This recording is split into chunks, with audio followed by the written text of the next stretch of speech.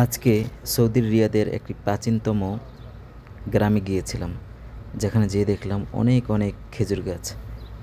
অধিকাংশ খেজুর গাছই দেখলাম প্রায় মৃত। আমি মুদিরকে জিজ্ঞেস করলাম, অর্থাৎ মালিককে জিজ্ঞেস করলাম যে এত খেজুর গাছ মারা যাচ্ছে কিভাবে।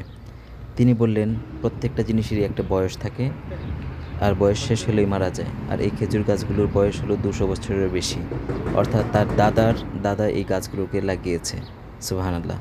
এবং তার বাড়ির বাহিরে, অর্থাৎ এই যে এই এরিয়াটা, ওইটা হলো তার বাড়ির ভিতরে বাম পাশে, এবং এটা হলো বাহিরের অংশ। এই বাহিরের অংশে নতুন নতুন খেজুর গাছ লাগানো হয়েছে। এগুলো আবার মৃত না, খুব দামি দামি খেজুর গাছ এগুলো। প্রত্যেকটা খেজুর গাছ প্রায় লাখ টাকার কাছাকাছি মূল্য।